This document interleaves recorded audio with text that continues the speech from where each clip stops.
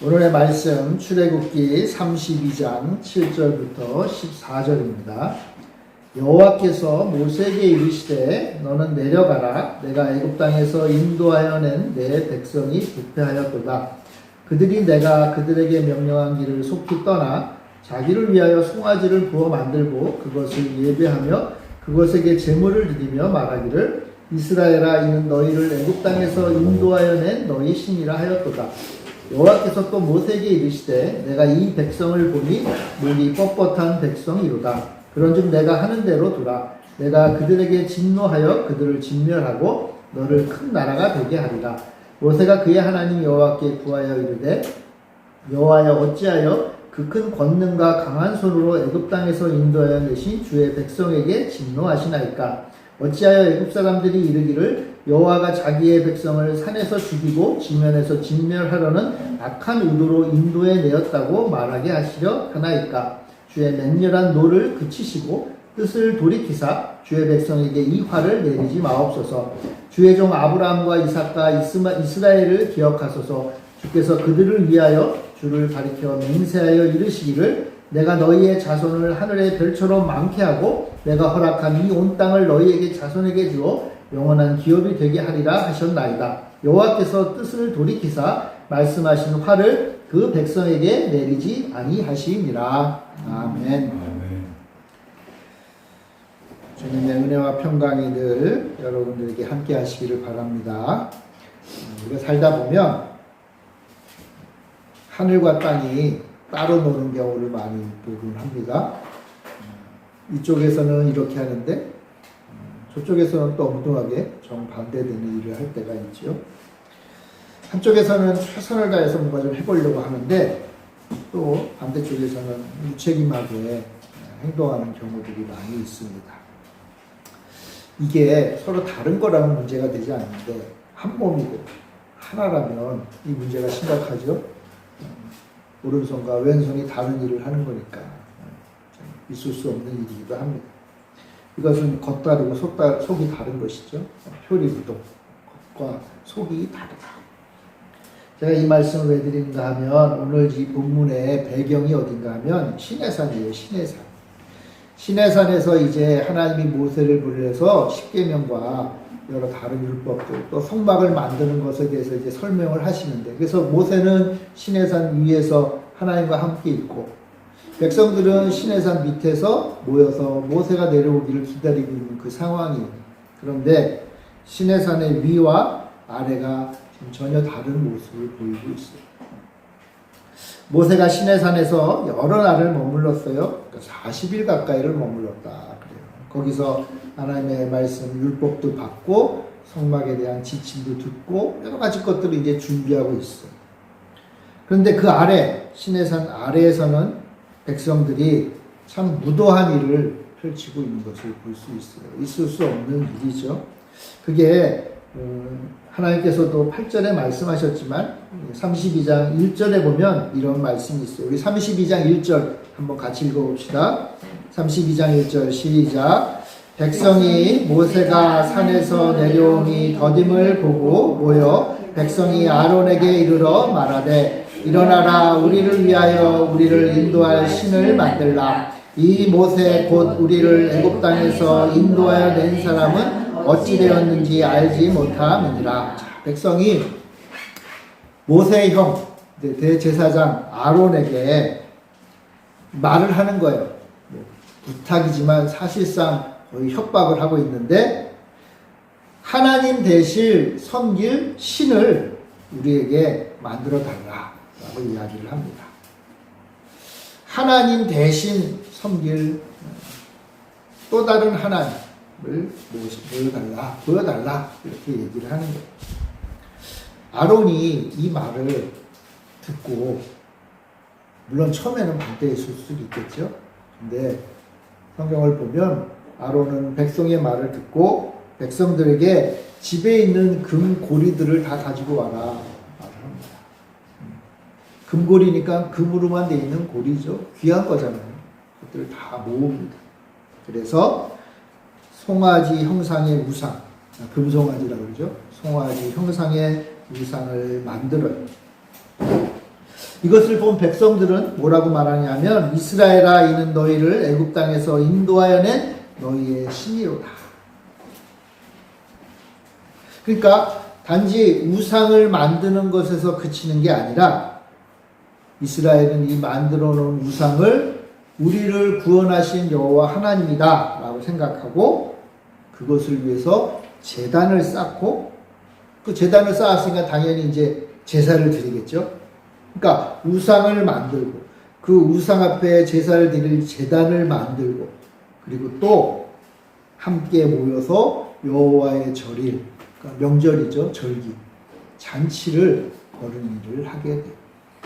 그러니까 완벽하게 하는 거죠. 완벽하게 대충 우상만 만들어서 끝나는 게 아니라 우상도 만들고 우상이 진짜 신으로 여겨서 제단을 쌓아서 희생 제사도 드리고 그리고 그것을 위해서 공식적인 명절로 삼는 일을 하고 있는 거예요.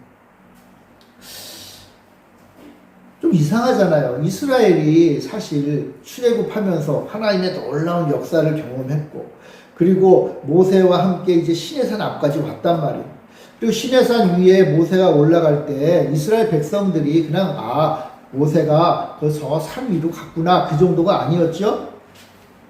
모세를 포함한 장로들이 하나님의 임재하심을 시내산에서 경험도 했잖아요. 그리고 장로들은 밑에 내려가서 백성들과 함께 하라고 하면서 모세만 올라가서 특별한 말씀을 받고 있는 중이에요. 그러니까 여호와 하나님이 살아계시고 우리를 구원하시고 우리와 함께 하시고 이제 위대한 약속을 말씀을 우리에게 주시려고 하는 그 순간이에요. 그러면 이스라엘 백성들이 좀 바짝 긴장해 있지 않겠어요? 긴장하고 기대하고 언제 모세가 내려올까? 언제 하나님이 주신 그 말씀을 우리가 볼 수 있을까? 기대하면서 시간을 보내지 않았을까요? 근데 왜 이스라엘과 특히 또 아론이 왜 이런 일을 했을까요? 아론은요, 애굽에서 모세가 하는 놀라운 이적들을 바로 옆에서 봤던 사람이잖아요. 하나님이 우리와 함께 하는 것을 봤던 사람이란 말이에요. 근데 도대체 왜 이런 일이 벌어졌을까? 무엇보다도 1절에도 나오지만 백성이 모세가 산에서 내려오니 더딤을 보았다. 그러니까 모세가 빨리 내려와야 되는데 안 내려오는 거예요. 하루, 이틀, 일주일, 2주일 시간이 지나면 지날수록 이스라엘 백성들은 한마디로 말해서 두려웠던 거예요. 두려웠던 거예요. 우리를 이끌었던 모세가 눈에 보이지 않으니까 두려운 거예요. 아니 모세는 사실 저기 있는데 그러니까 눈에 안 보이니까 두려워했던 거죠. 이스라엘을 이끌었던 지도자가 사라진 모습을 보니까 그 지도자의 공백이 공동체를 두려움에 빠지게 한 거예요. 그러니까 첫째는 이스라엘 백성들이 두려웠던 거예요. 겁이 났던 거죠. 또 한 가지요. 그럼 겁이 나면 함께 모여서 격려하고 위로하면 되잖아요. 그죠? 우리는 힘들고 어렵고 두려운 일이 닥치면 함께 모여서 기도하면서 하나님 앞에 힘을 달라고 기도할 거 아니에요. 근데 이스라엘 백성들은요, 요상한 부탁을 하게 되는 거예요. 그러니까 눈에 보이는 우리를 인도한 그 신을 만들어 달라. 자, 그러니까 이스라엘 백성들이 여호와 하나님을 부인하는 건 아니에요. 왜요? 애굽에서 우리를 이끄신 분은 여호와 하나님이다라고 인정하잖아요. 그죠? 하나님이 우리와 함께 하시고 하나님이 나와 함께 하시고 하나님이 나를 지켜주시고 우린 그걸 다 알아요. 하나님이 나의 인생을 시작부터 끝까지 함께 하시고 보호하시는 분이라는 사실을 우리는 믿어요. 근데 지금 이스라엘도 그걸 믿어요. 믿기는 믿는데 이스라엘이 지금 뭘 요구하는 거예요? 눈에 보이는 신을 좀 요구하는 거예요. 아마도 그 당시 주변 이스라엘의 주변 나라들은 다 신들이 다 눈에 보이는 신들이었잖아요. 신은 있지만 그 신이 이 땅에서 어떤 형상을 입고 눈에 보이도록 나타났어요. 다. 그러니까 하나님 신 하면은 저분이구나 저렇게 생겼구나. 저런 일을 하시고 저렇게 행동하시는구나. 다들 눈으로 볼 수 있는 신들이었어요. 그러니까 이스라엘 백성들이 애굽에서 살 때 애굽의 그 수많은 신들의 형상들을 봤단 말이에요. 게다가 송아지는 그 당시 사람들에게 힘과 능력, 풍요의 상징이었어요. 그러니까 겸사겸사 우리 하나님, 우리 여호와 하나님 정말 좋은 분이지, 탁월한 분이지, 능력의 분이지. 그러니까 좀 그분을 눈으로 볼 수 있으면 좋겠다. 모세도 지금 없는데, 모세도 못 보고 있는데, 그럼 차라리 하나님이라도 좀 보면 우리의 두려움이 사라지고 힘을 얻지 않을까, 이런 생각을 한 거예요. 그러니까 눈에 보이는 하나님을 원했던 거예요. 눈에 보이는 하나님. 그러니까 여러분, 눈에 보이는 하나님은요, 우리 인간의 한계예요. 왜 하나님이 안 보여? 하나님 능력 없는 거 아니야? 하나님이 진짜 있는 거야? 없는 거야? 이거는요, 눈에 보이는 하나님을 우리가 원하는 것은 우리가 한계가 있기 때문에 그러는 거예요. 왜요? 눈에 보이지 않는 하나님을 볼 영안이 우리에게 없어서 그래요. 우리가 하나님을 볼 수 있는 능력이 없어서 하나님은 안 보이는 거지, 하나님이 안 계셔서 우리가 못 보는 게 아니란 말이에요. 그러나 우리의 한계를 생각하지 않고 이스라엘은 뭘 말하는 거예요? 우리 눈에 좀 보이게 해주세요. 보이게 해주세요. 여러분들도 하나님을 볼 수 있으면 좋겠죠? 아마 하나님을 보면 내가 믿음이 더 커질 거야. 내가 우리 주님만 보면 내가 세상 무엇이 와도 예수님 포기하지 않고 예수님만 붙잡고 나는 살 자신이 있어. 그런 생각을 할 거예요. 그죠? 저도 그러니까. 예수님만 진짜 한번 본다면 내 믿음이 완전히 바뀌고 내 삶이 바뀔 거야. 이스라엘도 그런 생각을 한 거예요. 그러니까 좀 봤으면 좋겠다. 봤으면. 모세도 없는데 우리 하나님만이라도 좀 봤으면 좋겠다. 문제는 그것이 다 우리의 욕심이고 우리의 불신이고, 결국 그들은 하나님이 그토록 싫어하신 우상을 만들게 되었습니다. 우상. 저는 이 본문을 읽으면서 이 아론도 참 문제다. 물론 백성들이 다 몰려와서 이거 해주세요 하면 좀 겁도 나서 해줘야겠죠. 근데 이거는 해서는 안 되는 일인데 참 이스라엘의 이 지도력이 지금 엉망이 되었다. 참 참담하게 되었다. 그런 생각이 들어요. 이 모든 것을 하나님께서는 산 위에서 바라보고 계셨죠. 그래서 하나님은 모세에게 긴 탄식의 말씀을 전해요. 이스라엘의 지금 상황, 7절에 보면 하나님께서는 이스라엘 상황을 이렇게 얘기해요. 내가 애굽 땅에서 인도하여 낸 내 백성이 부패하였다. 이스라엘이 지금 어떻게 했다? 부패하였다. 썩었다. 더 이상 쓸모가 없다. 타락한 백성이다. 이 7절은요, 하나님의 마음이 지금 얼마나 아프신지를, 하나님의 마음이 얼마나 찢어지는지를 우리에게 알려줘요. 여기 보면요, 하나님이 모세에게 뭐라고 말해요? 이스라엘을 두고.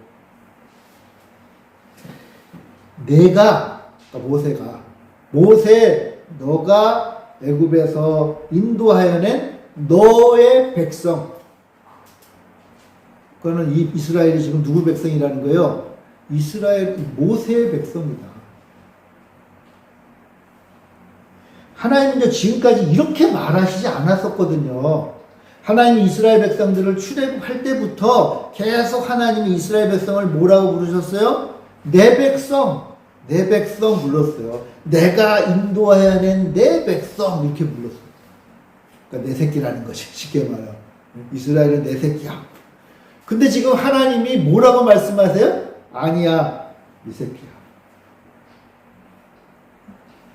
여러분 부모님한테 이런 말 들어보신 적 있으세요? 아유, 저놈의 새끼는 누구 새끼인지 모르. 누구 새끼이긴 부모님 새끼지, 그죠? 근데 부모님 가끔 그런 말을 입 밖에 내지는 않지만 속으로 그렇게 말할 때는 무슨 이유가 있는 거죠? 속상한 거지, 속상한 거. 하나님이 지금 속이 상하셨어요, 속이. 물론 모세가 이끌고 나왔죠. 모세의 백성이에요. 주변 사람들은 다 그렇게 부를 것 같아. 야, 모세가 새로운 이스라엘의 왕이야. 모세의 백성이고 모세가 이끌어냈어. 야, 모세 대단해. 근데 사실 본질은 뭐예요? 하나님의 백성이잖아. 하나님이 이끄신 거예요. 근데 하나님이 이런 말씀하십니다. 우리는 이런 말을 안 들었으면 좋겠어요. 그죠? 하나님이 잘하나 못하나 너는 내 새끼야. 이런 말을 듣는 게 좋잖아요. 그렇죠? 하나님이 얼마나 마음이 아프셨을까. 탄식하셨어요. 탄식하고 하나님은 절망하셨어요. 그래서 이스라엘 백성을 이렇게 이끌어낸 것 자체를 후회하셨다. 후회하셨다. 왜요? 이스라엘은 하나님이 하라고 한 그 길에서 떠났잖아요. 우상을 만들지 말라는 것은 십계명의 가장 핵심 중에 핵심이잖아요. 사실은 이스라엘 백성들이 아브람 시대부터 해가지고 계속 하나님께서 말씀하신 게 나만을 섬겨라, 나만을 섬겨라. 하나님께서 계속 그 말씀을 하셨어요. 근데 지금 이스라엘은 우상을 만들어요. 그리고 그 우상을 만든 다음에 제단을 하나님 앞에서만 쌓아야 되잖아요. 근데 제단을 우상 앞에 쌓고 있어요. 심지어는요, 그 우상을 향해서 이 우상이 우리를 구원한 하나님이다라고 이야기를 하고 있는 거예요. 참 속 터지는 거죠. 아니, 자식을 내가 열심히 키워놨더니 자식이 나가가지고 내가 성공한 것은 뭐, 예를 들면 그런 거예요. 뭐 학교 선생님 얘기하고, 뭐 직장 상사를 얘기하고, 뭐 다른 얘기를 막 해요. 그럼 부모님 입장에서 어떻게 했어요? 물론 밖에서 배운 것도 있겠지만, 핵심 중에 핵심은 뭐예요? 부모님이 자식을 치는 거잖아요. 근데 그걸 얘기 안 하면 얼마나 속이 타겠어요. 하나님이 이 엉망이 된 상황을 바라보고 진노하시고 슬퍼하시고 괴로워하시고 후회하시고. 이제 어떻게 해야 되죠? 하나님은 모세에게 이런 말씀 하셨잖아요. 야, 이 모든 민족 다 멸망시키고 내가 너로 새로운 민족을 세워가겠다. 그럼 모세 입장에서는 좀 남는 장사가 될 수도 있잖아요. 그죠? 말도 안 듣는 이스라엘 백성들. 여러분, 여기까지 오는 동안 또 말도 많고 또 앞으로도 말이 많은 이스라엘 백성들이에요. 그냥 버리고 새로 시작하면 얼마나 좋아요. 여러분 뭐 열심히 했는데 일이 잘 안 돼. 뭔가 문제가 생겨요. 그냥 실타래가 얽힌 것처럼 막 엉켜 있어요. 그러면 우리는 무슨 생각을 해요? 그냥 다 뚝 잘라버리고 그냥 제로에서 새로 시작하는 게 좋겠다. 그런 생각 하잖아요. 그게 더 깔끔해 보이죠? 그냥 과거에 있었던 것들 그냥 계속 짊어지고 그 문제도 해결해 가면서 새롭게 나가는 게 얼마나 어려워요. 하나님이 제안하시는 거예요. 모세에게. 야, 그거 다 그냥 잘라버리고 이제 너를 시작으로 새롭게 할게. 아브라함으로부터 시작한 거 그거 이제 끝. 이제 모세 너로부터 이제 새로 시작할게. 얼마나 솔깃한 제안이에요. 그죠? 근데 모세는 그래서는 안 된다고 생각을 했어요. 그래서는 안 된다. 이게 복음인 거예요. 이게 복음. 이스라엘 백성들에게. 하나님이 다 멸망시키고 새로 시작하겠다고 했을 때 아니에요, 하나님. 이러이러한 이유 때문에 다시 하시면 안 되고 계속 하셔야 돼요. 라고 하는 게 복음인 거예요. 그래서 모세는 기도. 이스라엘 백성들을 위해서 하나님 앞에 기도해요. 하나님 앞에 말하는 게 기도잖아요. 그러니까 모세가 새롭게 시작하려고 하는 그 하나님의 옷깃을 붙잡고 하나님 그러면 안 되고 이러한 이유 때문에 안 되고 계속 이스라엘을 붙잡고 가셔야 돼요. 라고 하는 게 모세의 기도예요. 그리고 이것은 구원의 기도고 우리는 이 기도를 좀 다른 말로 중보의 기도다라고 얘기해요.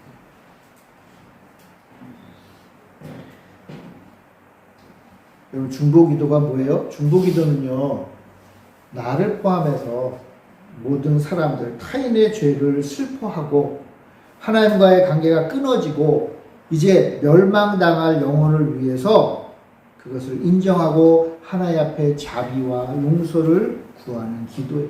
여러분, 자비와 용서를 구한다는 말이 무슨 의미일까요? 자비와 용서를 구한다는 말은 완전히 다 끝내고 새로 한다는 의미가 아니라 그 과거의 모든 것들을 다 인정하고 함께 나아가겠다는 거예요. 그렇게 해달라는 게 자비를 구하는 기도고 중보의 기도예요.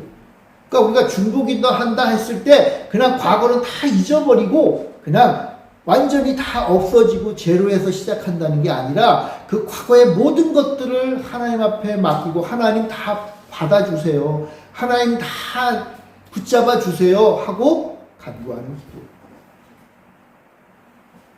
모세는요, 이스라엘 백성들의 죄를 알고 그 죄마저도 다시 다 붙잡고 나아가 달라고 기도한 거예요. 그게 중보기도예요. 그러니까 복음인 거예요, 여러분. 만약 모든 걸 다 제로로 만들고 모세로부터 다시 시작한다면 이스라엘 백성들에게는 그게 복음일 수가 없잖아요. 그죠? 멸망이잖아요, 멸망. 끝난 거예요, 끝난 거. 하나님과 관계가 끊어져 버리는 거라고. 그렇지 않고 어떻게 해요? 끌고 가시겠다는. 그게 바로 중보기도예요. 그러니까 우리의 과거의 모든 잘못된 것, 하나님 앞에 죄악된 것들을 하나님께 다 내어 맡기고 하나님 그거 다 간직하신 채로 나를 끝까지 붙잡고 나아가 주세요 라는 게 복음인 거예요.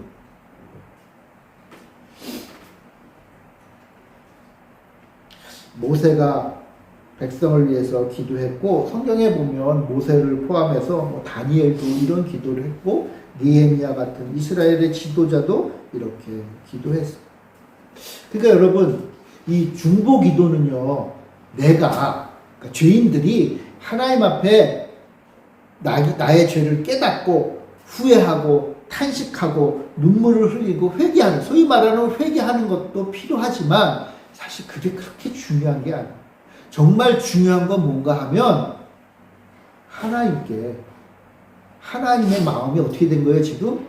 하나님의 마음을 바꾸려고 하시는 거잖아요. 그죠? 이스라엘을 이제 버리고 모세부터 시작하려고 하는 그 마음을 어떻게 해요? 다시 돌이키는 게 중요합니다. 하나님이 마음을 바꾸는 게 중요한 거예요. 여러분, 구원받는 기도, 중보의 기도, 하나님 앞에 드리는 회개의 기도의 핵심은 내가 하나님 앞에 나가서 눈물 콧물 흘리면서 용서해 주세요 외치는 게 핵심이 아니라 하나님의 마음을 바꾸는 게 핵심인 거예요. 하나님의 마음. 하나님의 마음을 바꾸지 못하면 내가 아무리 울고불고 날뛰어도 우리는 죄의 심판을 받을 수밖에 없네요. 그래서 모세는요, 하나님의 마음을 돌이키기 위해서 애를 쓴 거예요. 돌이키기 위해서. 그러면서 하나님을 이제 설득해야 되잖아요. 그죠? 설득해야 돼요. 하나님 지금 화가 나셔가지고, 화가 나서 이스라엘이 이제, 나 이제 그만할래. 포기. 이 마음을 바꿔야 되는 거예요. 어떻게 바꾸나? 여러분, 하나님의 마음을 여러분 어떻게 바꾸겠어요?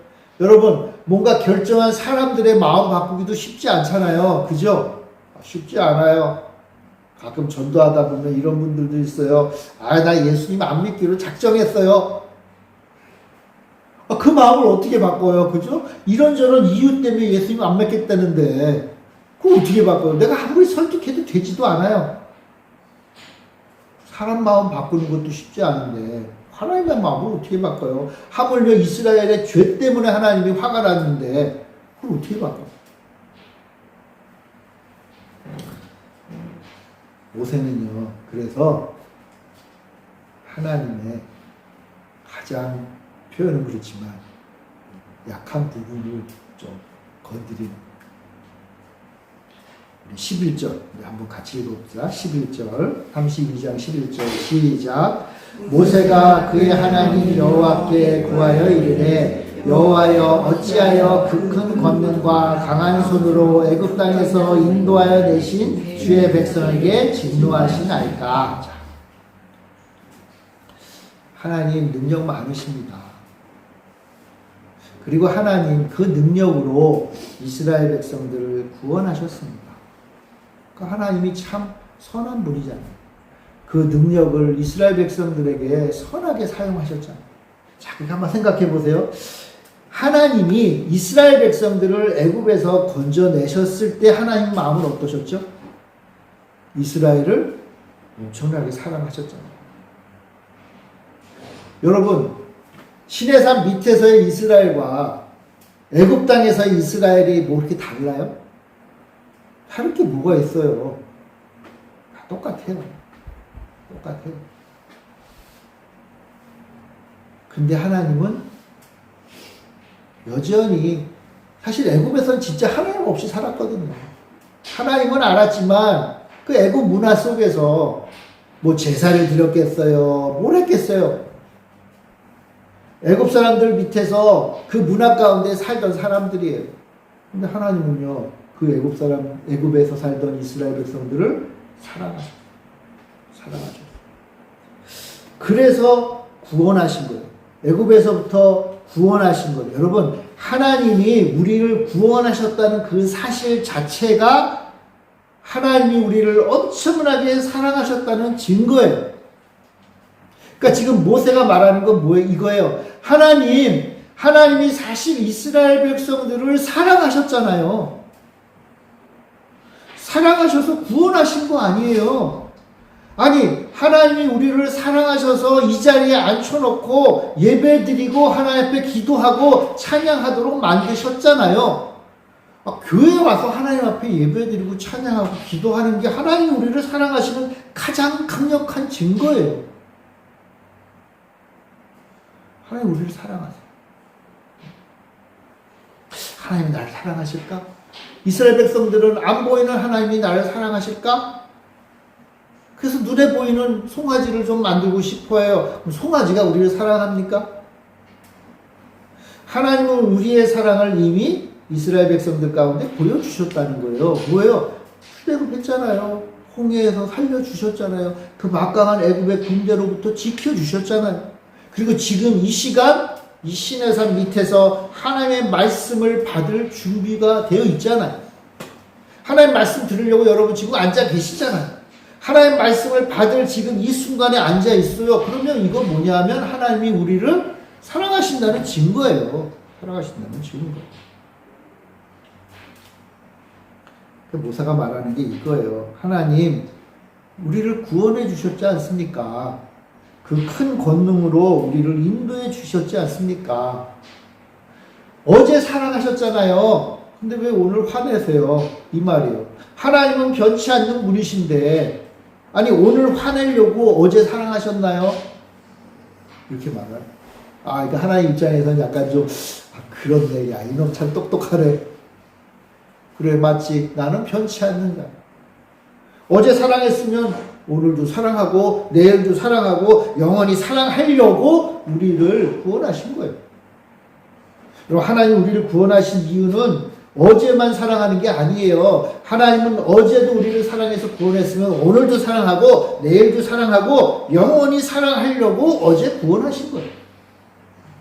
여러분 믿으세요? 네. 여러분을 사랑하려고 구원했지 내일 사랑하지 않으려고 어제 구원 안 했을 거예요. 왜요? 하나님 당신이 하신 일을 무의미하게 만들 뿐이 아니잖아요. 그러니까 모세가 말해요. 하나님, 그런 하나님께서 이스라엘을 사랑하셔서 구원하셨잖아요. 근데 왜 진노하세요? 왜 멸망시키려고 하세요? 하나님 앞에 나와 예배하는 백성은 이미 하나님의 사랑받는 자라는 강력한 증거예요. 하나님이 나를 사랑하는지 모르겠어요. 내가 하나님의 백성인지 잘 모르겠어요. 하나님이 살아계신지 예수님이 계신지 잘 모르겠어요. 여러분 가장 강력한 증거가 뭐냐 하면 여러분들이 주일날 교회에 나와 예배 드리는 거예요. 이게 딱 구별되는 거잖아요. 세상과 구별되는 거잖아요. 내가 도대체 왜 주일날 아침에 이렇게 일어나가지고 교회를 나오는 거야? 하나님이 사랑하시니까 나오고. 나가고 싶어도요, 하나님이 사랑 못 받으면 다 깨나도 못 나와요.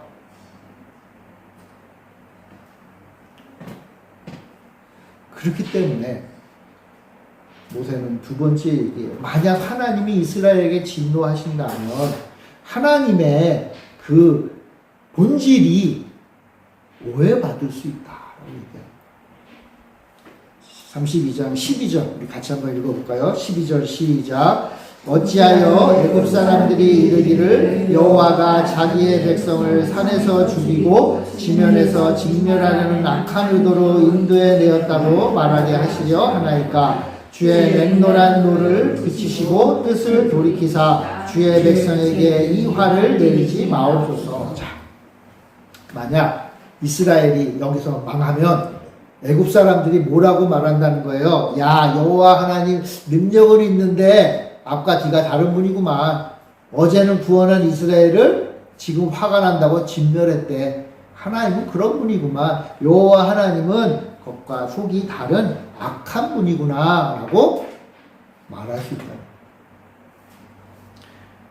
하나님은요, 겉과 속이 다른 폭력적인 하나님이 아닌 거예요.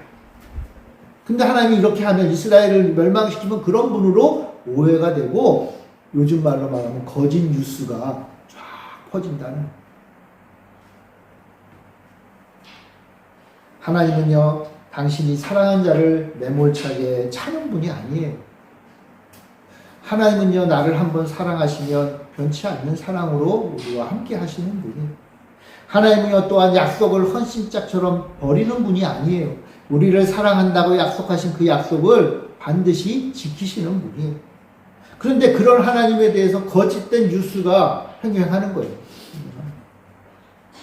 사실은요, 우리 하나님의 백성들이 하나님의 사랑을 알고 구원의 은혜를 알았는데, 우리가 이 땅에 살면서 좀 힘들고 어려워서 하나님이 왜 이렇게 나를 이렇게 하시고 하나님 나를 사랑하지 않나 봐, 막 이런 말을 하고 돌아다니는 것도 잘못된 거예요, 사실은. 왜요? 하나님에 대해서 잘못된 뉴스를 전파하고 있는 거예요. 하나님 그런 분이 아니거든요.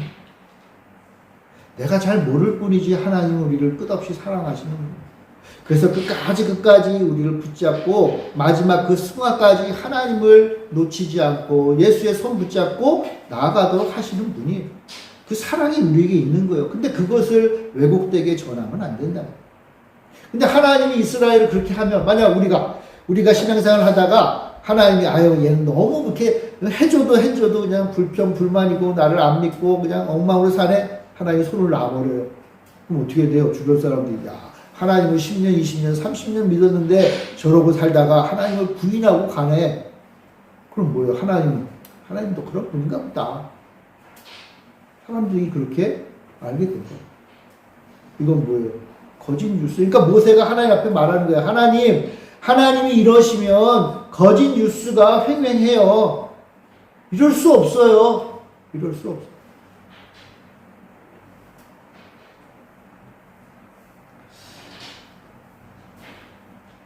정말 이룰 수 없어. 그래서 우리가 기도할 때, 하나님 앞에 기도할 때, 하나님의 백성이 하나님의 은혜와 축복과 능력 가운데 사는 것을 보게 해주세요라고 끊임없이 기도하는 거예요. 왜요? 하나님이 살아계시고, 하나님이 우리의 모든 것을 책임지시고, 하나님이 참된 하나님이심을 드러내는 게 우리의 삶을 통해서 드러나는 거예요. 이런 기도라면 우리 하나님이 싫어하시는 이유가 없잖아요. 내가 하나님께 영광을 돌리고 하나님의 아름다운 능력이 나타나는 삶이 되게 해달라고 기도하는데 하나님이 싫어하시는 이유가 없죠.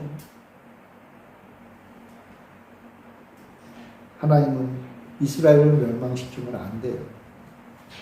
자, 그리고 마지막으로 모세가 정말 하나님이 어찌할 수 없는 마지막 카드를 던져요. 그게 13절에 나와요. 같이 한번 읽어봅시다. 시작. 주의 종 아브라함과 이삭과 이스라엘을 기억하소서. 주께서 그들을 위하여 주를 가리켜 맹세하여 이르시기를 내가 너희의 자손을 하늘의 별처럼 많게 하고 내가 허락한 이 온 땅을 너희의 자손에게 주어 영원한 기업이 되게 하리라 하셨나이다. 모세는요, 하나님께, 하나님, 당신이 택하신 아브라함과 이삭과 야곱, 이스라엘이라고 썼죠. 이스라엘과 약속하지 않으셨어요? 하나님이 약속했잖아요. 뭐라고 약속했어요? 너희의 자손을 하늘의 별처럼 많게 하겠다. 여기서 너희의 자손은 아브라함의 자손이잖아요. 그죠? 아브라함의 자손. 모세의 자손이 아니라 아브라함의 자손. 그게 그거지만 그러나 전혀 다르잖아요. 그러니까 아브라함으로부터 시작한 이 약속을 하나님 지키셔야 되는 거 아닙니까? 하나님이 약속하셨잖아요. 자손을 모래처럼 많게 해주시고 그들에게 약속한 땅을 주겠다고 한 그 약속. 이제 출애굽해서 가나안 약속의 땅으로 가야 되는데 그 약속의 땅을 물려받을 사람들이 지금 이스라엘이잖아요. 시내산 밑에서 있는 이 사람들이 물려받아야 하나님의 약속이 성취되는 거 아니에요. 하나님이 그 약속을 성취하셔서 이스라엘을 번성케 해야 되는 거예요. 지금 물론 이스라엘은 부패했어요. 썩었어요. 썩은 이스라엘을 하나님의 약속 때문에 하나님이 그 약속을 이루셔야 된다. 근데 모세는 이런 말인 것 같아요. 그건 하나님 사정이고요. 하나님 사정이고 하나님이 약속을 하셨잖아요. 아브라함은 믿음이 있어서 하나님이 선택하셨겠지만 지금 이스라엘은 부패했어요. 근데 그것도 하나님 사정이에요. 하나님이 하셔야 돼요. 하나님이 이 부패한 민족을 어떻게든지 다시 그 약속을 받을 백성들로 만드시는 건 하나님이 하실 문제예요. 근데 하나님은 약속은 지키셔야 하잖아요. 약속은. 그렇죠. 약속은 지켜야죠. 여러분 약속한 다음에 여러 사정이 변화했다고 해서 약속을 어기면 돼요? 안 되잖아요. 한 번 한 약속은 그냥 그러니까 약속이지. 그러니까 모세는 약속을 들먹이는 하나님 약속하신 거 이루셔야죠. 하나님은 스스로 하신 약속을 저버리지 않으시는 분이에요. 그러니까 모세가 그 말을 한 거예요. 하나님이 모세의 말을 듣고 하나님이 설득당하시고 하나님을 설득할 믿음의 사람이 모세인 거예요. 그러니까 모세가 대단한 이유가 그거예요. 그러니까 모세는요 하나님에 대해서 잘 알고 있었어요. 물론 하나님 모든 걸 알지는 않지만 그 하나님이 우리와 어떠한 관계에 있는가를 잘 알았어요. 그러니까 뭐요? 그걸 가지고 하나님을 설득하는 거예요. 그러니까 우리의 기도가 능력 있고 우리의 기도가 깊어지고 우리의 기도가 하나님의 마음에 합하기 위해서 우리는 하나님을 잘 알아야 돼요. 하나님 우리에게 주신 이 언약들을 잘 알아야 돼요. 말씀을 잘 알아야 돼요. 그 말씀대로 기도한다는 게 그 뜻이에요. 하나님이 어쩔 수 없네. 야, 이놈 참 지혜롭게 기도하네. 그래, 그럼 들어줘야지. 들어줄 수밖에 없네. 이게 지혜로운 기도인 거예요. 모세의 중보 기도를 들으신 하나님께서 14절에 뜻을 돌이키셨어요. 하나님의 뜻을 돌이키셨어요. 우리를 사랑하시기로 계속 사랑하시기로 작정하셨어요. 하나님이 뜻을 돌이킨 게 구원인 거예요. 하나님이 뜻을 돌이켰다는 소식이 복된 소식인 거예요. 죄인은 심판받아 멸망할 수밖에 없는데 그 죄인을 알았어. 내가 약속했으니 내 명예도 있으니 그래 내가 뜻을 돌이킬게 라고 하는 게 복음인 거예요. 여러분 이스라엘 백성들이 지금 부패한데 그 부패해진 게 깨끗해졌어요? 아니잖아요 여러분. 여러분 복음은요 그래서 이스라엘 백성들을 깨끗하게 하기 이전에 시작된 거예요. 어떤 분들은 착각을 해요. 내가 좀 열심히 살고 깨끗하게 살면 하나님께 구원받겠지. 아니에요. 내가 깨끗하면 하나님의 뜻을 돌이키지 않을 이유가 없지요. 근데 우리가 깨끗해질 방법이 없거든요. 그럼 어떻게 해요? 순서를 바꾸신 거예요. 순서를 바꿨어요. 왜요? 모세에게 설득당하셨기 때문에. 모세에게 설득을 당해서 알았어. 내가 그럼 바꾸자. 순서를 깨끗해진 다음에 구원하는 게 아니라 어떻게 해요? 알았어. 내가 먼저 구원하고 구원한 다음에 내 자식으로 계속 삼아서 내가 키워가지고 내가 깨끗하게 해나가지고 내가 계속 내 백성답게 만들어가지고 내가 계속 내 백성을 거룩하게 만들어가지 뭐. 내가 할게. 하나님이 그래서 당신의 약속을 이루기 위해서 열심을 내신다고 하신 거예요. 그러니까 우리는요 먼저 구원받은 거예요. 먼저 우리는 하나님의 백성이 된 거예요. 먼저 우리는 영원하신 하나님의 풍성한 사랑을 영원까지 받는 사람으로 선택이 된 거예요. 돼서 여러분들이 교회에 온 거예요. 그리고 이제 어떻게 해요? 깨닫게 하시는 거예요. 날마다 말씀으로 깨닫고 우리의 삶 가운데 깨닫고 성령께서 함께 하셔서 깨닫게 하시는 거예요. 하나님이 마음을 돌이키시는 거예요. 우리 집사님들을 그래 저놈 내가 평생 사랑해야지. 잘못할 때 많았지만 그거 다 보시고 계시지만 그래 내가 사랑해야지. 왜요? 중보 기도 때문에. 모세가 중보 기도를 했잖아요. 모세의 중보 기도는요 하나의 모델이 그림자예요. 모세의 중보 기도에 원판이 있을 거 아니에요, 그죠? 원판이 뭐예요? 예수님의 중보 기도.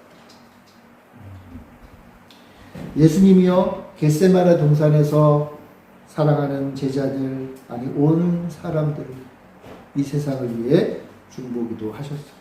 겟세마네 동산에서 예수님이 피와 땀을 흘리며 기도하셨잖아요. 그죠? 희생의 기도예요. 하나님 앞에 간절히 기도하셨어요. 도대체 하나님 앞에 예수님이 그날 도대체 뭘 기도하셨을까? 모세는요 신명기 18장에 보면 이런 말을 해요. 앞으로 나와 같은 한 선지자를 하나님이 일으키실 것이고 모세와 같이 중보 기도를 하는 한 사람을 하나님이 일으켜 세우겠다. 모세의 중보 기도를 통해서 이스라엘의 모습을 바라보고 황홀하셨던 하나님이 돌이키셨잖아요. 그죠? 그것과 똑같은 게 있어요. 그게 뭐예요? 하나님의 아들 예수 그리스도의 중보 기도를 통해서 하나님을 떠난 모든 죄인들을 심판하시고자 하는 그 하나님의 마음을 돌이키십니다. 주님은 십자가에서 우리 모두의 죄를 속죄하기 위해서 희생 제물로 드려지셨습니다. 예수님이 십자가에서 뭐라고 말씀하셨어요? 저들의 죄를 사하여 주옵소서. 그러니까 겟세마네 동산에서 기도하셨던 핵심적인 내용 가운데 하나가 이거였던 것 같아요. 내가 이제 희생의 제물로 죽는데 예수님도 나 별로 죽고 싶지 않다고 하나님 앞에 말씀하셨잖아요. 너무나 괴롭다고 고통스럽다고. 그지만 당신이 가야 될 그 길을 걸어가셨어요. 아마 예수님이 그 기도 가운데 하나님을 열심히 설득하셨을 것 같아요. 멸망하면 안 됩니다. 하나님이 사랑하시는 백성들을 살리셔야 모세처럼 기도했겠죠. 열심히 설득하셨을 것 같아요. 그리고 열심히 설득하신 마지막 카드가 있어요. 마지막 카드. 모세가 했던 것들 다 얘기하셨을 것 같아요. 다. 하나님 명예도 있잖아요. 하나님 사랑이 있잖아요. 하나님 약속도 하셨잖아요. 근데 가장 중요한 카드가 있는 거예요. 모세는 차마 하지 못한 카드. 그게 뭐냐 하면 죄를 졌으면 하나님을 배반했으면 죽어야 되잖아요. 그럼 그 죄의 값을 치러야 된다. 뭐예요? 예수님이 죽어야 된다. 예수님의 마지막 카드가 뭐예요? 내 삶을, 내 목숨을 드립니다. 하나님의 그 얘기를 예수님께로 들은 순간 하나님의 마음이 다 녹아내리셨던 것 같아요. 당신의 마음을 돌이키신 거예요. 예수님이 하나님을 설득하셨어요. 내 생명을 걸고 설득하신 거예요. 실제 생명을 드렸어요. 그러니까 하나님이 어떻게 하셨어요? 설득당하셨어요. 예수님의 중보 기도를 통해서 모든 인류가 죄 용서함을 받게 됩니다. 하나님이 더 이상 우리들을 바라보고 우리의 과거의 죄를 생각하지 아니하신다 그랬어요. 우리 과거의 허물을 더 이상 생각하지 않으신다. 우리 모든 죄를 저 멀리 깊은 바다로 던져버리겠다 하셨어요. 하나님 왜 이렇게 갑자기 변하셨어요? 하나님 마음이 이렇게 바뀌었어요. 왜?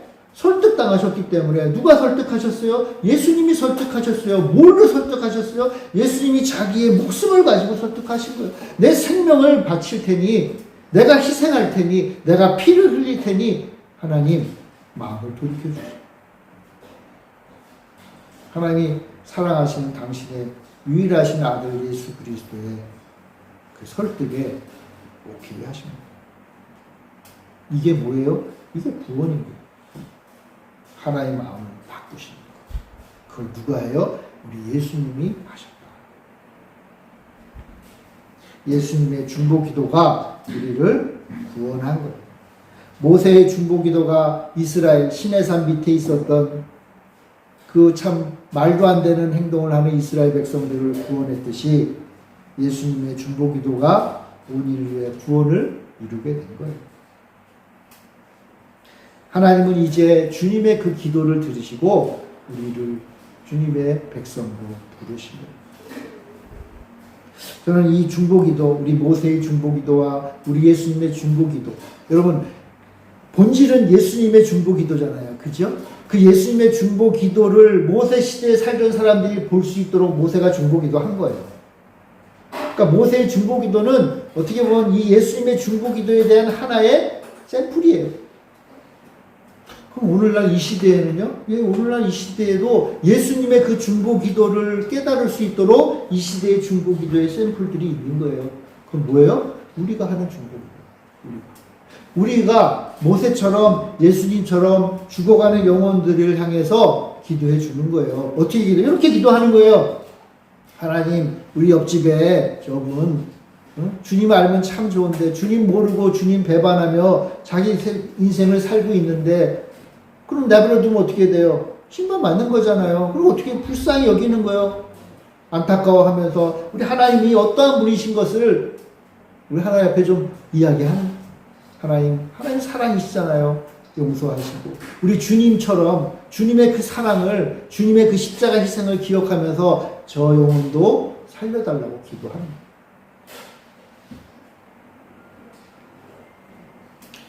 그게 교회의 사명이에요. 교회의 사명. 우리를 하나의 백성들 구원하시면서 끝나면 되는데 그게 아니라 불러 모아서 함께 모여 예배하고 우리가 구원받은 자라는 증거를 보면서 하는 것도 중요하고, 이제 우리가 해야 될 게 뭐예요? 영혼들을 위해서 기도해 주는 거예요. 이런 중보기도는요, 무슨 뭐 탁월한 능력이 있어서 하는 게 아니라 그랬잖아요. 여러분, 중보기도는 내 능력으로 하는 게 아니라 하나님이 어떠한 분인지를 이야기하고, 그리고 그 하나님의 그 뜻을 이룬 예수님의 그 중보기도, 그 희생을 보고 그 능력이 저 사람에게도 나타나게 해달라고 기도하는 거예요. 그 사람 위해서 기도하다 보면 그 사람의 영혼을 생각하니까 슬프니까 눈물도 나는 거잖아요. 그죠? 눈물로도 기도해주고, 아주 냉철하게 하나님 말씀, 이 말씀 읽어가면서 기도하는 거예요. 하나님, 이렇게 기록이 되어 있는데 저 사람 좀 살려주세요.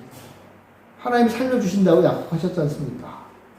하면서 기도하는 게 중보기도예요. 우리 주변에 중보기도 할 사람들 얼마나 많아요. 그죠?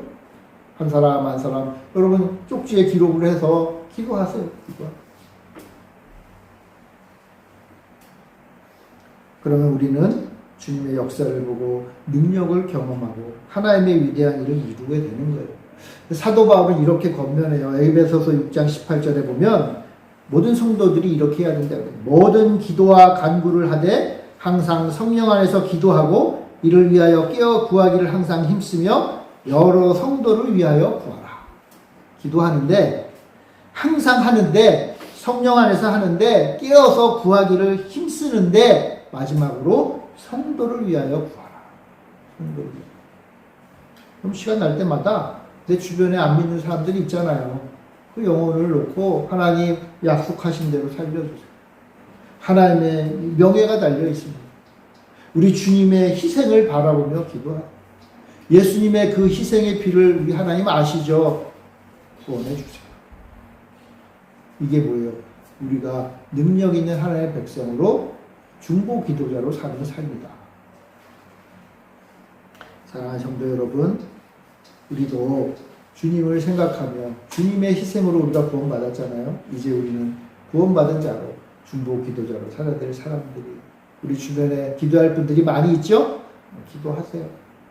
짤막하게라도 기도하세요. 살려달라고 기도하세요. 말씀대로 해달라고 기도하세요. 나에게 그 영혼을 만나게 하셨으니 그 영혼을 주님의 은혜로 살려달라. 주님 뜻을 돌이켜달라. 기도하는 우리 귀한 성도님들 되시기를 바랍니다. 우리 기도하겠습니다. 사랑의 주님, 모세의 중보기도를 통해서 이스라엘을 다시금 회복시키시고 구원하신 주님, 우리 예수 그리스도의 십자가 희생을 통해 모든 인류를 구원하신 주님, 우리도 주님 따라 모세처럼 중보기도하는 자 되게 하시고, 그래야 주님의 놀라우신 뜻을 이 땅에 이루어가는 우리 모두가 되게 하여 주시옵소서. 우리 마음에 떠오르는 불쌍한 심령들을 생각하며 날마다 기도하는 우리 모두 우리 아름다운 교회가 되게 하여 주시옵소서. 감사드리며 예수님의 이름으로 기도합니다. 아멘.